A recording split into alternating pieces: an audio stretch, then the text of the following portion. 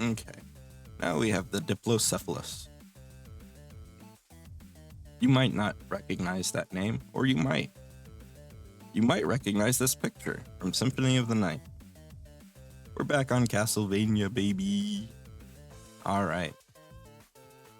So, I did a little research on the Diplocephalus, both from the Castlevania wiki, as well as just in general. So that's where some of the lore here is going to come from. Some of it I made up, some of it's based off of that. And I'm not going to lie, I don't quite remember which parts are which. But let's get started. Diplocephalus. An enormous eyeless lizard lumbers carefully forth, sniffing the ground, patches of long hair dangling from its body, dragging along. It seems to be searching for something to consume with its gigantine maw and plodding movement. The tail reaches up to put the upper body of a humanoid figure clad in silk and gold with matching hair to the lizard upon its head. Their eyes are cold and its vacant gaze leaves an unsettling pit in one's stomach. These scavenging monstrosities seek carrion left behind by other servants of darkness, as while it is powerful, it lacks the predatory facilities to hunt efficiently. The humanoid tail is more of a keen killer, but lacks the taste for flesh that the lizard does. And their limited empathic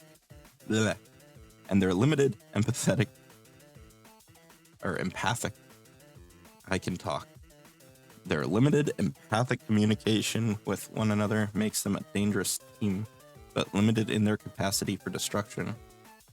Of two exceedingly different minds, each driven by their own goals, which they can only hope push the other forward. Yeah, they're a weird, complicated creature that is literally two in one. They're not, this head doesn't control this head doesn't control this head. They are more like Etten, where they're sort of like two in one body, two beings in one body. We'll go over the sidebar next. Origins. It is unclear where Diplocephali hail from. I hope that's the right pluralization. But they're not of this world. It is rumored that the conflagration that consumes their body on death is them being dragged directly to hell as some sort of punishment for sins or deals cast eons ago or some grudge held by the denizens of hell. Dull cunning. While most Diplocephali are not particularly bright, they are not without their moments of insight, especially when it comes to the little tells of mortal fears. Self-serving more than sadistic.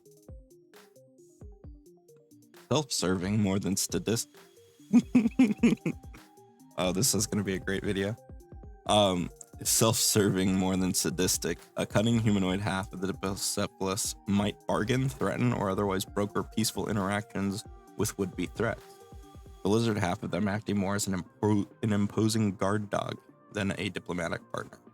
Rarely, such Diplocephalus might find themselves being gifted fineries and Epicurean delights to the humanoid half, and bountiful flesh to the lizard half, in trade for their brutal abilities or insight to the fears of their enemies.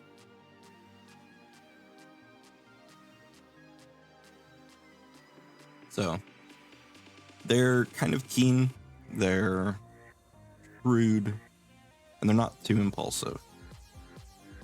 They are self-serving, and they do have influence over each other, even if they don't control each other. Let's take a look. Again, this is pre-remaster, so we've got an alignment of neutral evil. It's large, mostly because of the Diplocephalus. It's an aberration and a fiend, because we can mix those things together in Pathfinder 2e. And I gotta say, that's the thing I really love, is being able to have multiple creature types on a creature, which was something that was exceedingly rare in Pathfinder 1st edition. And required special abilities. It's got perception of 9 and scent. So it's the lizard head that can smell things, basically. And they're not the best perceivers overall. We have Aklo and one other language common to its scavenging grounds. So Aklo is their sort of native tongue, and it's able to communicate with locals, so to speak. It's got a high athletics because of its mostly physically enforcing body, a high intimidation, and the human head mainly has religion. Survival is good for tracking, which is what the lizard scrounges around and looks for. So we start with the two-headed ability. The Diplocephalus has two heads, each of which rolls its own initiative and has its own turn. Neither head can delay. At the start of the head's turn, the head gains 2 actions and 1 reaction. The lizard head controls the lower body, allowing it to move and make the jaws and foot attacks, but is blind and cannot speak or cast spells. The humanoid head controls a tail, can see, cast spells, and speak, but can only make strikes with weapons it may wield or that would sever or with its fists, and cannot take actions to move, such as stride or step. Any ability that would sever either head, such as the vorpal weapon property, causes the Diplocephalus the Diplocephalus to... Oh no. Okay. So this happens too sometimes. Sometimes you accidentally delete something or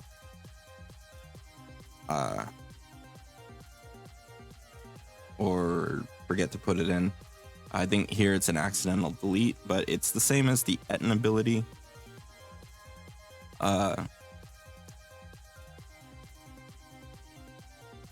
So it doesn't cause them to die if it still has the other head, but it does lose the turn's actions and reactions of the severed head. And mental effects that target a single creature affect only one of its heads. But I think because there's a difference here, I did want them to die if you severed either head. So I think that's the difference here that I started making and then did not finish. So if you cut off either head, they die. They're not like an Etten in that regard. Born blind. The Diplocephalus's lizard head is blind. However, it does not treat normal terrain as difficult terrain due to this, does not suffer a -4 penalty to its perception checks, and is not flat-footed to hidden creatures unless they would be flat-footed by another means such as flanking. Though, as the lizard is more of a scavenger, it must still attempt a flat check to target hidden creatures. This is just basic, it's blind fight, but specific to the lizard head. And down-tuned a little bit, it does still have to roll to hit. It's got, I think, a moderate AC. Let's see here. Yep, it has a moderate AC, good fort, bad reflex, decent will. So basically, most of its body is the lizard, which is a chungus, a strong, resilient body. And the mental, the human part has a stronger mind, so it's got a decent will save, but it's kind of bulky and slow, so poor reflex save. Hit points, we're looking at being between moderate and low, but it does have physical resistance 3 except against magical.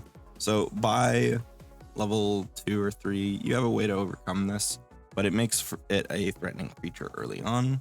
It's also weak to fire and good damage, which would be fire and holy in the remaster. Burning focus requires concentrate, and the trigger is the humanoid head would end a fire spell due to not sustaining a spell. The humanoid head draws on the untapped potential of the lizard's mind. It sustains the triggering spell. This reaction is used by the humanoid head. And that's just some action efficiency in there. It gets to sustain, I think it's got one spell that it can sustain. Yeah, Flaming Sphere. That's literally what it's there for, is Flaming Sphere. Conflagration. When the Diplocephalus dies, it catches fire and rapidly burns to ash with agonized screams. The intense heat deals 3d6 fire damage to creatures in a 5-foot emanation. Basic reflex DC 18. This is because if you kill them in the game, they catch on fire and burn real hot, real fast. And this is a pretty standard on-death effect. Urging Adjustment, that should be bolded, is a concentrate action. Is the humanoid head begins its turn. Effect: the lizard head senses the humanoid head's desire to move, allowing it to step or stride. This reaction is taken by the lizard head. So they each have their reactions, and this is what they're mainly for. So the lizard can react to step or stride at the beginning of the other head's turn, giving it some limited option for movement. It's relatively slow, with a speed of 20 feet, has good damage and grab. So it gets to attempt a grapple check after hitting with no map. Back in the days when this was written, it would just automatically grab you for an action. But because it's limited to 2 actions, that would be its whole turn. So that's another reason, like, you can put grab on a level 3 creature is if it's got more limited actions, that is something it might not be able to do nearly as often as a creature with 3 actions. So it's also got its foot strike, which is agile, so it makes for a good secondary attack. And the fist strike belongs to the human half, and it's much weaker because their strength comes from here, the divine innate spells. They got Flaming Sphere, Burning Hands times 3, Charm, Dancing Lights, and Produce Flame. Of course, that would be Ignition and Breathe Fire now. I think Burning Sphere has or Flaming Sphere has a different name now too. And Lights would just be Light now because those 2 spells got combined. Stomp and Tear is a 2 action, which requires it to be the lizard head's turn. And it strides or steps, then makes a foot strike and a jaw strike. A little action efficiency there. It prevents it from being able to grab, but it does let it facilitate roughly 3 actions for its turn.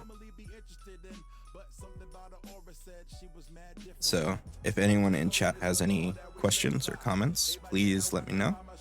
And if you are watching this on YouTube and you have any comments or questions, please put them in the comments down below. What do you think of the Diplocephalus?